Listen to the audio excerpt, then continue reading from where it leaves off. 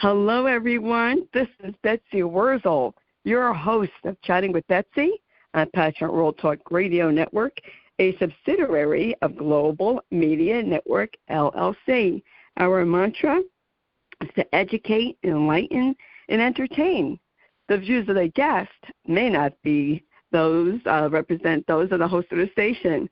Folks, I know I say this every time, and I'm going to keep saying it. I am so grateful to be a host and to provide you all with resources that can help you in your time of need and when to have a better life, better quality of life for you and your family. And with me today is a wonderful person, wonderful resource. I highly recommend the book, which I'm going to tell you about my guest, and I'll tell you about the book. My guest today is Claire M. Schwartz. She has a BA in psychology. She is the owner and founder of Miriam's Well Healing, LLC. She is a spiritual counselor, certified professional coach, Reiki master teacher, and interfaith minister, and has been in private practice for over a decade. She lives in New Jersey. Yay! Got to have my Jersey gals. And I highly recommend going on the website, www.youcanhealyourgrief.com, which will be in the blog. And I want to tell you that Claire is also the author and writer of this phenomenal book, which I wish I had 4 years ago. The name of the book is Putting Out the Fire. I love the cover because it's a circle with fire around it. Nurturing mind, body, and spirit in the first week of loss and beyond. Folks, I'm going to tell you this right now. Get this book through the website. This book should be at all hospice care facilities, all hospice social workers, clergy people should have this book in the library, and also funeral directors. I received this book, I think, back in February or March. My husband's been gone 4 years, as most of you know who listen to me. This book helped me, even 4 years later. And I highly recommend this book. If you know that your loved one is dying, if you know you're dying, and I don't mean to be morbid, buy this book. Give it as a gift, because it is really helpful and very down to earth, easy to read, large handwriting for for someone like me with old middle-aged eyes. But I'm going to introduce, and I want to welcome Claire M. Schwartz to Chatting with Betsy. Welcome, Claire. Thank you so much, Miss Betsy. It's great to be here. Thanks for having me.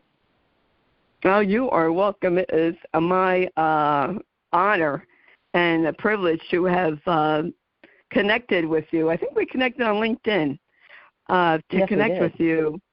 Yes.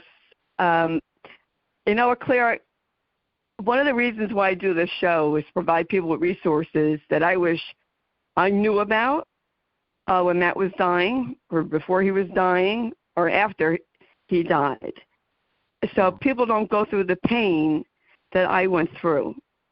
And I know that you also are a trauma coach for trauma also?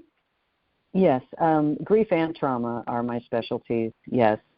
And, these are the hardest things in life. These are sometimes the scariest, the most intimidating, the most filled with myths and landmines and stigmas and misconceptions and pain and suffering.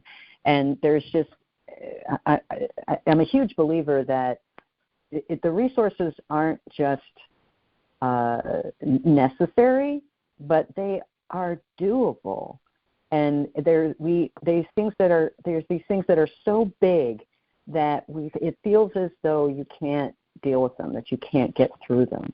But the alternative is that you stay stuck in your sorrow, and that's not how we have to be. And it's not that it's easy. It's not that it's for the faint of heart. but there are paths, there are tools, there is support. And, it's not something that is readily taught, unfortunately. I think there's a little bit more of a discussion these days, but these are really big, hard things. And I don't know anybody who gets through life without having a loss, a major life change, some sort of trauma. And, grief and trauma are first cousins, right?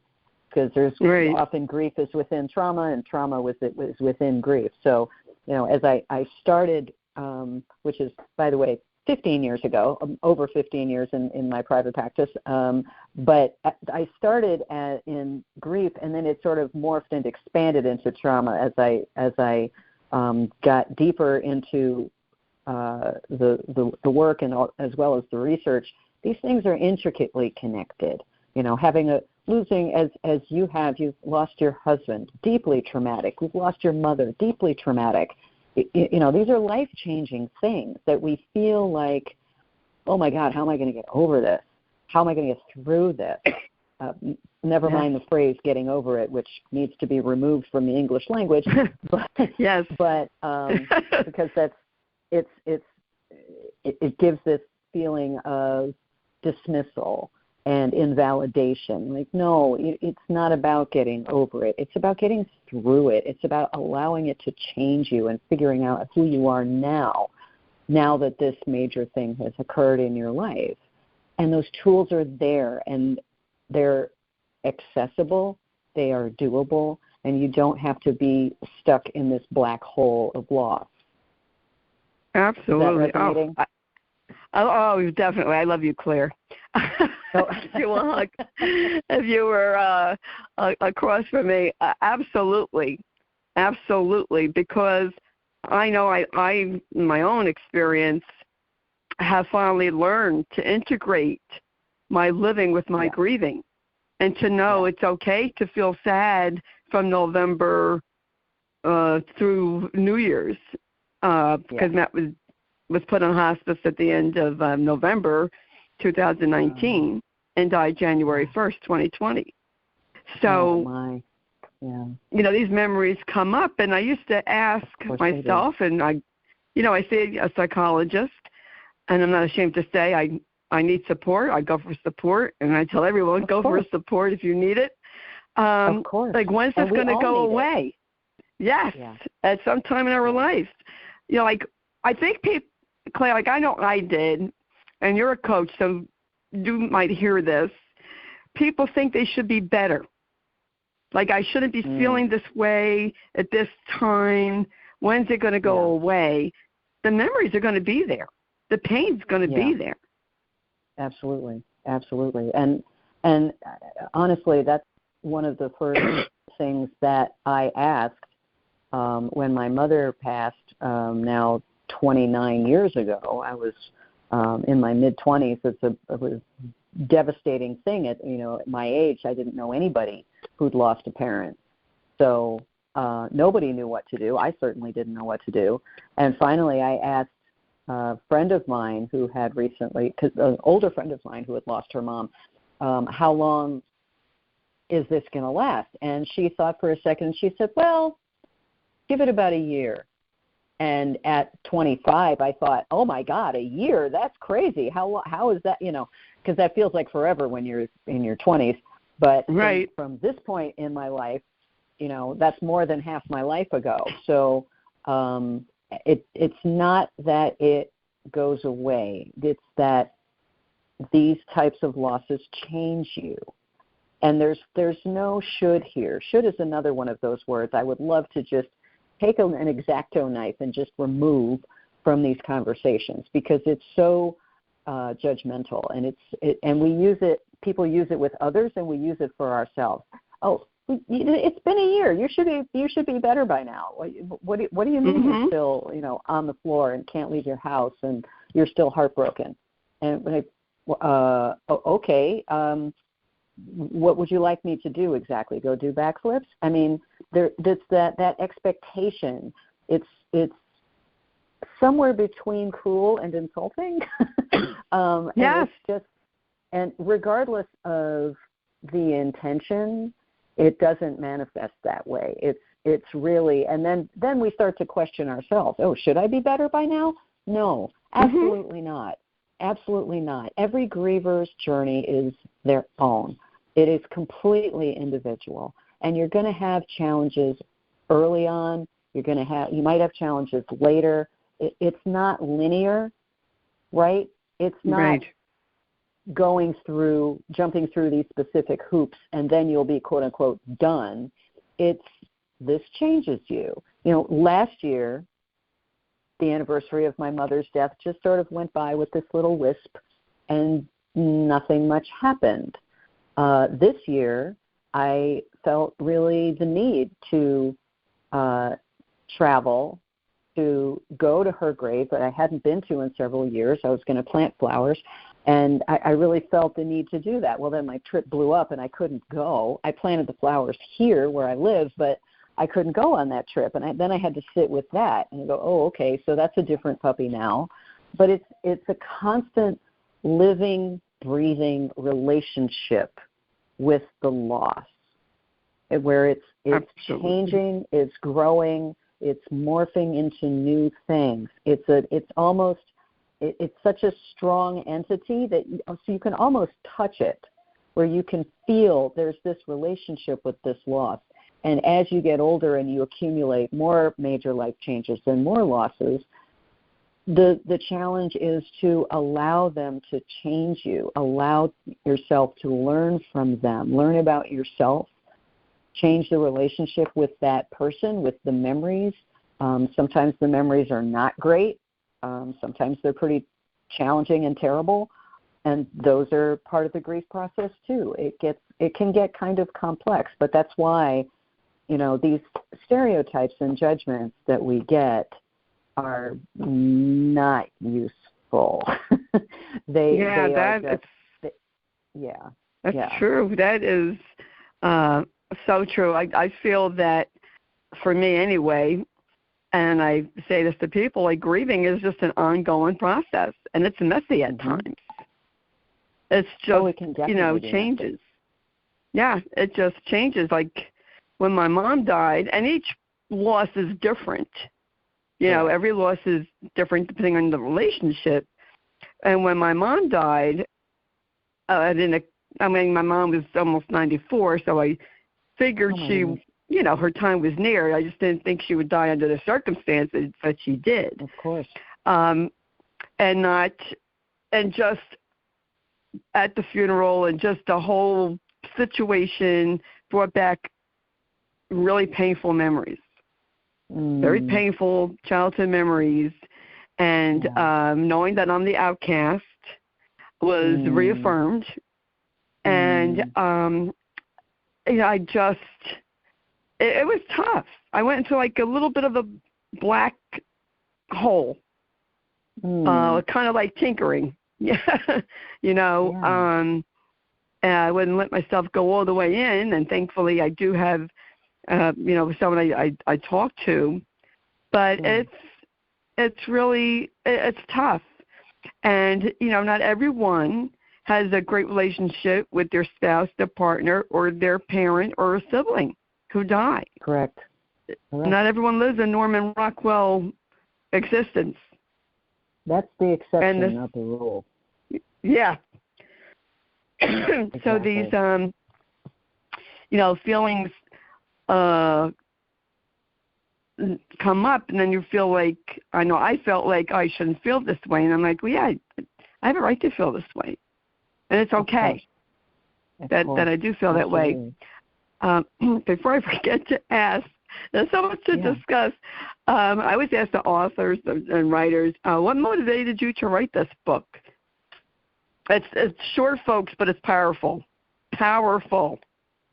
Yeah, precisely a similar reason to you, because when my mother passed, I went, and it was a long time ago, so the quote-unquote mental health industry had the self-help, self-care, that was in its infancy back then.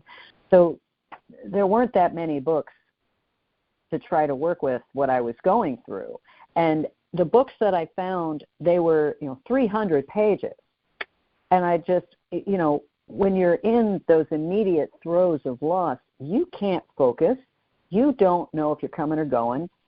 For me, my sleep cycle was off. I couldn't work. I had to take a leave from work. I was going to therapy twice a week, and I was not holding it together very well. So having to constantly flip through these books, 300 pages to look for the half a paragraph that might refer to the question that I had, and a lot of them didn't have indexes, and the chapters were just didn't refer to what I needed. And finally, when I started my business, I just said, I need a book that says what I needed back then, but in a very clear, concise, and to the point fashion, succinct, right? So that, and here are all the moving pieces that I wish I had back in the beginning of the loss. And I'm always grateful to hear that someone who's read it has found benefit even years after their loss. So, because sometimes those pieces get lost in the translation of life, right? So there's usually something in here that someone finds of value. So it's nice and thin, it's easy to read, it's conversational. So I appreciate that. That's what works for me, is something that is, you don't have to fish around. The chapter titles say exactly what's in the chapter, right? Right? And yes. So it's slim, it's accessible, and I this is the book that I wish I had. So and when folks say that, I'm like, oh, good, then I did the right thing. Yes, you did. Excellent job. I'm not a book critic by any means, but this book, it's short, powerful, informative, inspirational, and to the point, which is why I strongly believe it should be in everyone's library that deals with it. It's only, 76 pages, folks. But I'm telling you, this is a book that I wish, if I could give it to all the funeral homes around my area and hospices, because when you are facing, even like when you're facing death, if you know your loved one's dying, and like I said, I don't mean to be morbid here, but I'm being real, and that's what you get with me. This is a book to read. When you know your loved one is dying, start reading this book, because it will help you. Let me just add, though, in terms of apologizing for being morbid, we need to be comfortable talking about death. Absolutely. Right? Because this is the deal, and the avoidance of it, the denial of it, causes a great deal of stress and trauma in people's lives. So it's not morbid. It's only morbid because we've put this stigma around it, right? So True. It's absolutely okay to talk about that, to talk about grief, to talk about the hard things. You got to talk about them, because these are the things that will stop your life in its tracks and keep you stuck for decades. I see it all the time with people finally coming to terms with something that has tripped them up since they were a kid, and those things accumulate. But learning how to deal with them, learning how to build resilience around, because you can't stop hard things from happening. That's but you true. can learn how to cope with them. Just because this is my work doesn't mean that I don't have challenges around these things. I come from a broad, diverse background of damage, 20 years of therapy, and a place I call the dark ugly for all the things that I went through when I was growing up. So it's life. It's human beings. Life is messy and painful. Yes. But you don't have to sit in it. You don't have to soak in it. You don't have to swim in this soup of suffering and stay there, is to climb out of the soup, dry yourself off, get yourself some cozy slippers, and pull up with a nice cup of tea, and let's talk about it. I always tell folks, I don't care how ugly your story is. I will sit with you. Let's go through it. I've got you. It's okay. Let's talk about it. And that's the kind of energy that I wanted to put into the book. That's the energy I bring to my practice. And I think for, in large part, that's a huge part of what people need, is to just be heard and accepted and validated and hearing, I hear you, I get it, I've been there, I know, it's all right, I've got you. Please stop apologizing. It's okay. This is hard stuff. It's lumpy. It's messy. Humans are messy. But humans are also glorious and powerful and amazing. And so part of the work is to get all of the gunk off of your shoes so that you can be more amazing in your life and own that journey, right? Because as far as we know, we get one shot. So let's make it, if you didn't start out with a good shot, can't change that, but you can change what you do with it and where you go from here. That is excellent. I have to say that I feel that the people like you, Claire, who've experienced trauma, you experience losses, so you know what you're talking about. Not just book knowledge, you know, you have your degree in psychology, but you went through it. And I think you'd be, and I've talked to you, and you're very understanding, and I just think that someone who is seeking a grief coach, trauma coach, they should go to you. Which brings me to, do you do Zoom, via Zoom, like if someone lives in another state? Oh. Yes, I do. I work exclusively on Zoom now. I had an office, but COVID kind of killed that. So, and once things open back up again, even my clients who used to come to my office, they said, actually, we'd rather stay on Zoom. It's just much easier. You don't have to drive anywhere. You don't have to worry about traffic or weather or parking or all of that nonsense.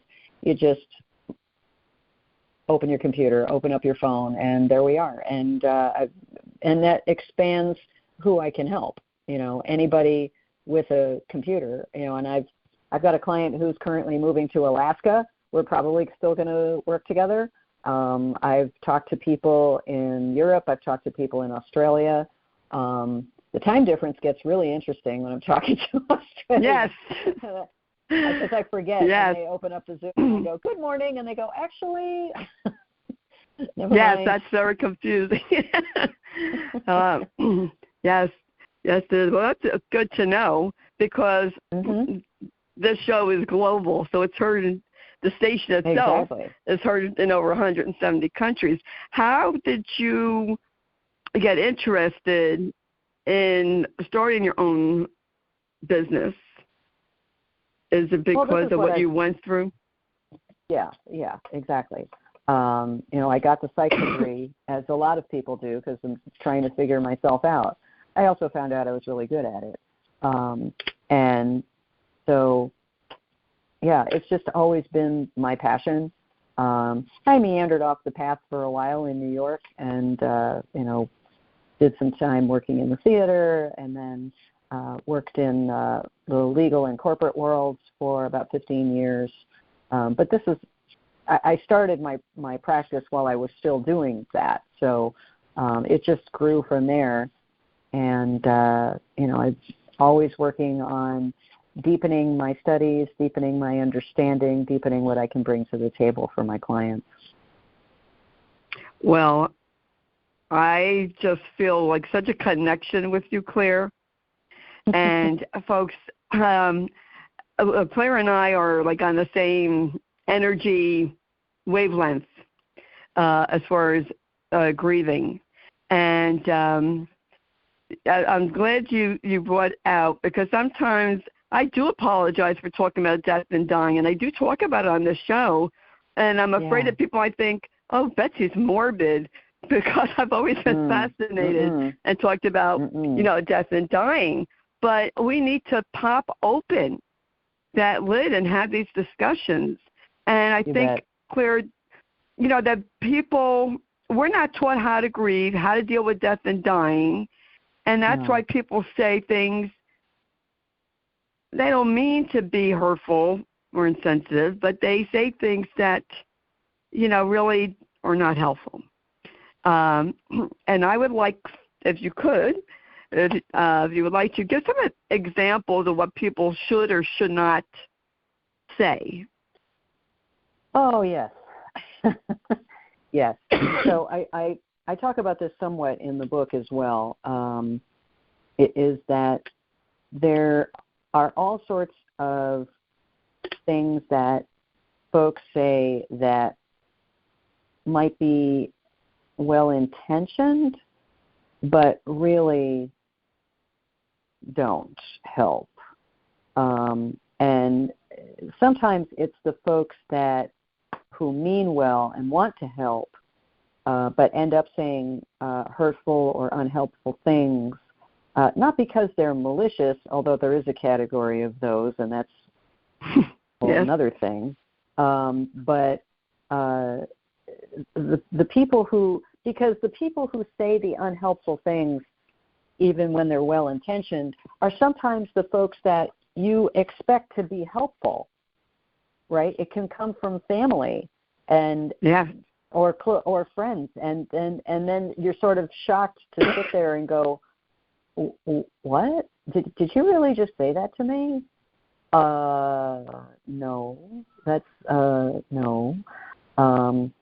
And I mean, one of the primary examples for me personally is I had a cousin at my mother's funeral who said to me, "Oh, Claire, well, just remember the good times." And it took about a decade to really think of, I couldn't count very many of those at all, and that was part of the problem. So thanks for reminding me that there weren't that many good times. There were a lot of really, really, really hard times. And so that did not help. Now, there's a huge list of things you can get scrambled up in religious issues that, where there's a mismatch in terms of how people view what happens and what doesn't happen. But that's a sort of a separate category there. But saying something like, well, at least they're not suffering. Like, right. Well, I mean, I'm sure people said that to you about your mother and or your husband. People said that to you, right? Oh, yeah. Oh, he's in a better place. And like, one more person says that to me, I want to slug him. Well, I'm anti-slugging. I don't recommend that. No, no. But, I mean, it's like, well, that may be so, but I want them here. Right. Right. Yep. That's just how I felt. Yeah. Yeah. Exactly. Oh well, at least they're not suffering. Well, that may be true. However, I am, and that does not comfort me, right? I'm still feeling bereft. I'm still feeling broken. So I talk a lot in my practice about the concept of two truths, that there's two things that can be true at the same time. And we often think that those two things should cancel each other out, but they don't. They are both true. He may very well be in a better place. That doesn't mean that I don't miss him. That doesn't mean that I'm not hurting, right? That does not make me feel better. Would that be accurate? That's very true. So very true that, what people don't understand, unless they lost someone, is that we will always love and miss our loved ones. If you had a good relationship. Not everyone will love and miss their loved ones if they didn't have a good relationship with them, and that's okay too. That's understandable. Well, yes. Yes, and that's what I call a lumpy. That's what I call a lumpy legacy. There's nobody who walks on water. I don't know any perfect people, but there's very much this perspective in the grief industry that everybody who passes is a saint, and the truth is usually a tad muddier than that. And they're like, oh well, but don't speak ill of the dead. Well, what if that person was abusive? What if that person was really, really hard to live with? What if that person destroyed you financially? What if, I mean, relationships are complicated. Right. So what if that person is someone I hadn't spoken to in 10 years? Well, the world is much more complex than what you find in the greeting card section. So most losses I find leave behind what I call a lumpy legacy. And so it is very difficult to have those conversations about someone who's passed and go, well, you know what, actually they weren't perfect. And people go, oh, this isn't the time to bring that up. Well, excuse me, but that needs to be brought up because that's part of the grief also, is that it's complicated. It's complicated. And one of my other favorites is time heals all wounds. Nope. Yeah. Not even. Not true at all. Because it's not about what the clock says. It's about what you do with that time. Because I've met people who've been stuck on the same loss for decades and not moved at all. Time doesn't just magically make things better. But if you use that time well, if you lean into it instead of away from it, if you talk about things openly and honestly, if you get good tools, if you're actually working at the healing process, that is much more empowering than just think, oh, okay, time. Well, I guess I'll just wait. It doesn't work like that. It doesn't work like that. That's true. And I think it's important, Claire, for people to know, it's okay to seek support. It's okay to have a grief coach, a grief counselor. It's so important to have someone you can just vent to that won't judge you. That, like you, Claire, you say, hey, I've seen it. You can ugly cry. It's okay. You bet. Because sometimes we're, like when we see someone, we're afraid to start crying. But you know what? That's part of healing, at least for me. Yes. I find it very cathartic to cry. And I come from the time where my father was very much, you don't cry. That's weakness, and it's not. It's not a weakness, folks. It is not. That's old school thinking. That's correct. And there are a lot of families who still teach that it's weakness. Yes. And it's weakness in general. It's weakness for men to show emotion. Or for men or for women, but it's defined slightly differently. But it's still, we have to be able to create a space where emotions are valued and acceptable, and that's where the healing happens. So these are a lot of the things that I talk about in the book is dispelling those myths that get in the way of creating the healing in our lives. I actually have in the book, there's my whole section, I think we talked about this on my 10 Tall Tales of Grief and Loss, that are a lot of those myths and how to get through them, how to get past them, and here's the myth and here's the truth, right? So figuring out what's true and what's not. And I also love the quotes that you have in each chapter too. Are very nice. And I mean, this book, I can't rave about it enough because it is really so beneficial, and we need to have these discussions. And I thank you, Claire, for writing this book. If I didn't already thank you, I want to thank you while I'm thinking of it for writing this book and doing what you do to help people with grieving. And folks, whether you're a man or a woman, whatever you claim yourself to be, there is nothing wrong. I'm going to cover all my bases there. There's nothing wrong at all with seeking support and learning tools. And that's what you teach your clients, is to have the tools that could help them with their grieving and their trauma. Exactly. It's not erasing it. It's having the tools, like having a toolbox. It is, and I do call it a toolbox, and it's weaving the loss into the landscape of your life.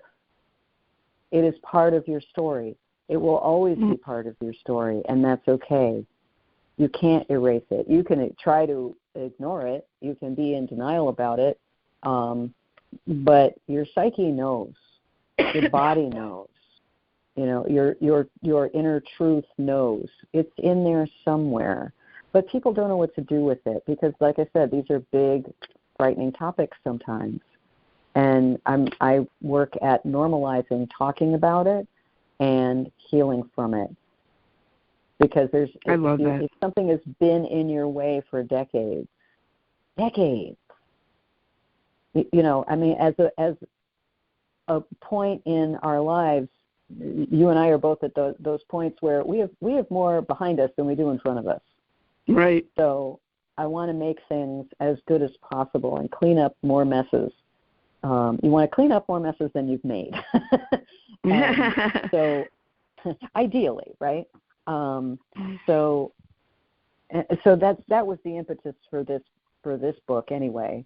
And you talked about the cover, the ring of fire, putting out the fire, because we feel surrounded by that ring of fire, and how to break free of that so that the fire dies down, and you can either you can put it out to the point where you're not getting burned by it all the time. It'll still leave a mark, but that's okay. Khalil Gibran said the most massive characters are seared with scars. And so we've all got our scars. But sometimes those scab over before they've truly healed. So the healing process becomes, sometimes you got to open that wound again, and you look inside and you go, oh, wow.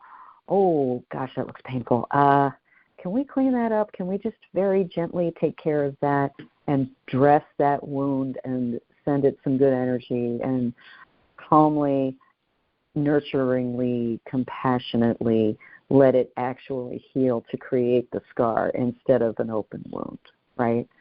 Because there's a lot of folks out there walking around with a lot of open wounds. Oh, yes. Yes. Yeah, that is true. Oh, Claire, I could talk to you for hours. Don't you just love this woman, folks? I just, wow, Claire's coming on again. I already told her before we recorded I'd like to have you on in October. That'd be lovely. To talk about, grieving and the holidays, because so many people struggle with, especially at that time. I know I do.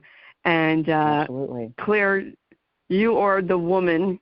You are truly someone that I admire, have a lot of respect for, and I love the work that you do. I love your articles on LinkedIn.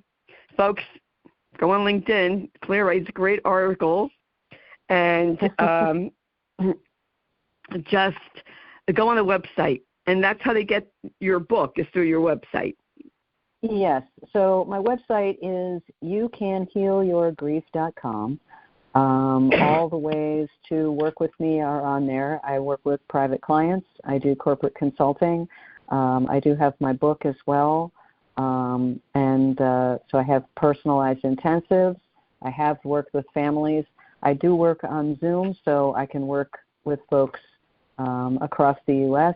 Sometimes there's a language barrier working with folks elsewhere, but we'll figure it out.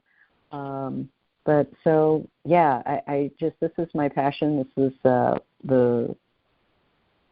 calling of my life. I mean, what was the point of everything that I went through if I don't take what I've learned and pay that forward? So So yeah, that's true. And like I said, there's I believe the link to the book will be in the show notes. Yes. And it is available on Amazon. I just do personally request that folks get it through my website because Amazon doesn't need any more money. And and if you get it from me, I can pack it up very quickly and actually send you signed copies. So that's just a little bit more personal. So if folks want to get those, and if folks want to get copies for their local hospice, maybe buy a few, buy them as gifts, give them to family, keep them on hand. There are lots of ways that it can help folks who are hurting. Well, thank you so much, Claire. You've heard Claire M. Schwartz. She is the owner and founder of Miriam's Well Healing, LLC. You will find the information about Claire in the blog so that Jeannie White, who's the station manager, writes, produces the show. So thank you, Jeannie. All the information about Claire will be in there. I highly recommend going on the website. You will not be disappointed. You will not be disappointed in reading this book. Let me tell you, it will help you. And I truly believe 100% that those of us who have gone through pain and trauma and grief, we know what we're talking about. We have a passion to help others so they don't, make the same mistakes that we do, that we wanted the help back then that we didn't get. We didn't have. It wasn't available a lot of times, especially in the 70s, especially in the 90s, 80s, and 90s. We have to address these topics. And, folks, it's okay if you are struggling with grieving, and even if it's 10 years after, give Claire a look up. Just go on the website, get this book, and see how you can help yourself heal. It's time, folks. We don't have to struggle. We don't have to live in misery. Yes, the pain of grief will always be with us, but the tools are there. And someone like Claire can show you. She can help you. And I'd be more than happy to. Yes, Claire is excellent. And I would not have Claire on the show, and I would not invite her back if I didn't think she was excellent. Excuse me. Some people I just gel with, just have that connection. And I feel that I have it with Claire. As a matter of fact, folks, when my mom died, Claire found out, and she said, "How can I help you? Call me." Which was very nice of you to offer, Claire. And I just want to tell everyone, you know what? There's all kinds of losses in life, and we need help. And those of you who judge others who need support, I'm going to say shame on you, because you don't know what life has in store for you, what curveball you're going to get in life, and you're going to need support. And how are you going to feel? Exactly. Would you want people to judge you? No. We all need support at some time in our life. I encourage it for all people, all ages. It's okay. It is. And that's why I say that I go for help, that I seek support, because I figure if people hear me say it, then that will encourage people. And that's the end of May, but this won't be heard until June. But every month should be taking care of your mental health, not just the month of May. All the time. Take care of your mental health. Take care of yourself. Nurture yourself. And I just want to thank you again, Claire, for coming on. And, and I want to thank Lillian Caldwell, who's CEO of Petra Will Talk Radio, that makes this all possible. And I want to thank you, the listeners. Please share this show. You know someone who's struggling, who's grieving, who's going to lose somebody. Please share the show with them. I'm here to help people. Claire is here to help people. But we can't help them if they don't know about us. And that's what I'm here for. I'm here to be a resource. I'm here to serve. So please share the show. And if you don't already subscribe to Chatting with Betsy, please do so. It's for free on Apple, Spotify, Spreaker, iHeart, Amazon Music, to name a few. The reason why I do this show is to pay it forward. I want people to know about resources that I wish I knew about when Matt was alive, that I wish I knew about when he died. And that's the truth. I suffered. I shouldn't have in my grief. And we need to break the taboos. We need to break the myths and the taboos. And let's make it acceptable to talk about grieving and dying and end-of-life care. This is reality, folks. And, we'll talk about it and what you can say or do. And if you have any more questions about, what you should say or do, contact me. Go on Claire's website and get her book. That will tell you for sure. And as I always say at the end of my show, folks, in a world where you could be anything, please be kind and shine your light bright, because we need it now more than ever. This is, yes, we do. Oh, and you can follow me on Facebook if you like, Betsy E. Wurzel, Wurzel. If you're a caregiver, going to be a caregiver, or even if you're not, I have a group, #Kick Alzheimer's Ass Movement on Facebook. Everyone is welcome to join. And that's what I have to say today. So thank you all for listening. This is Betsy Wurzel, your host of Chatting with Betsy and Passionate World Talk Radio Network, a subsidiary of Global Media Network, LLC. Take care now. Bye-bye.